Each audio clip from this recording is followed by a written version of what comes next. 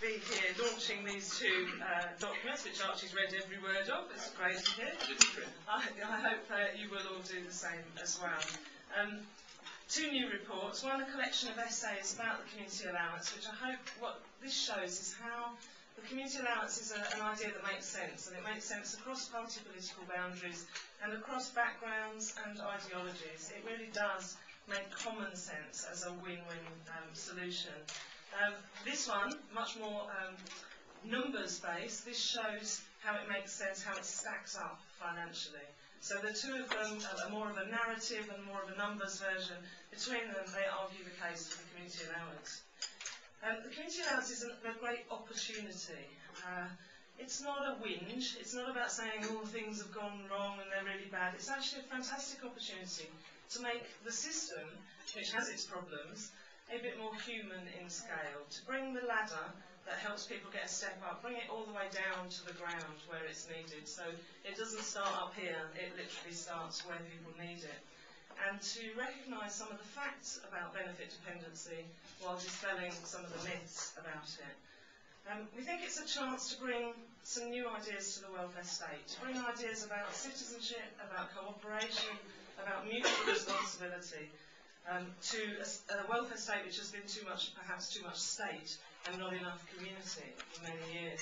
One of the articles in this booklet is about Beveridge Ford. What Beveridge would have written, and actually he said he would have written if he'd had a further report, chance to write a further report, and it was all about the thing I left out of the welfare state was community and citizenship and collectivism, people working together to solve problems.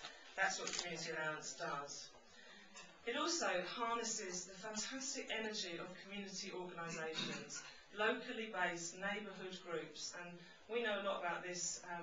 I'm going to just describe my own background in this. I worked in a local community organisation. My former colleague Anne is here from that organisation where I worked in Deptford and New Cross in South East London. We had a lot of money that we could spend on to help local people do work that was needed locally, but the people on benefits always lost out. They could not do that work, even though they were the people who most needed to do that work. Soon after that, I joined the National Community Forum, and we got several old colleagues from there, former colleagues from there. They were activists all over the country who were working in local communities where, that were deprived neighbourhoods. And when we first came together, 24 of us, the very first thing we all agreed was wrong with neighbourhood regeneration was the welfare system. And in those days, DWP never used the word regeneration, and what was then the Office of the Deputy Prime Minister never used the word benefits. The two departments were totally separate from each other, and it took us an awful long time to even bring them together. Since then, I now work for the Development Trust Association, an organisation with 500 local community trusts all over the country, and it's really clear to us just how different life would be if our members and other independent community organisations were able to use the greatest asset that they've got, which is their local residents. The billions of pounds that we spend on welfare every year is keeping people just above the gutter. It's an on-off switch rather than a ladder or a bridge.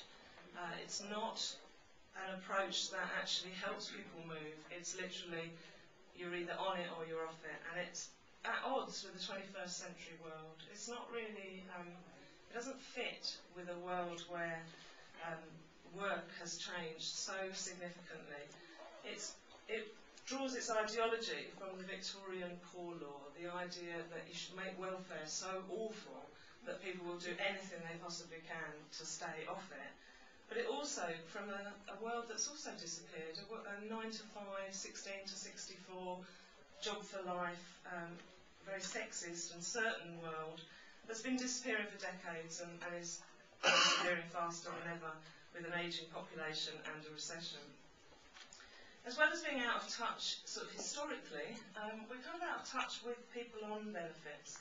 Unlike every other public service which has some kind of user voice to feed into policy making, it's almost taboo to say that people who are claiming benefits should be allowed to have a voice of their own to feed into the policy making at civil service level and at politicians level. It's taboo because it would say that claimants have something coherent to say, that they have something in common, that they might have some solidarity. And I quite like the idea of standing in here and talking about the idea that claimants do have something coherent to say. They do have reasons for solidarity. They do have common ground. And that too often, imposed categories from above, incapacity benefit, income support for incapacity, the disability living allowance, the employment support allowance, the job seekers allowance, all these different categories are imposed from above, and that actually a lot of people on a lot of benefits share a lot in common. The thing that we see that they share in poor neighbourhoods is they are a long way from the labour market. What they want to be able to do, and what local community groups want to be able to do, is to pay them to do work that strengthens their neighbourhood without it disrupting their benefit claim. Not forever, and not a lot of money. A capped amount of money for a capped amount of hours, particularly because the kind of work that needs doing in local communities is often sessional, part-time, short-term, irregular. It's not the standard 35 hours a week. This is not the on-off switch. This is a little bit of trying something. In the trying something, that individual gains, but also the community gains enormously by having the work that needs doing done by the people who are closest to that neighbourhood to get it done.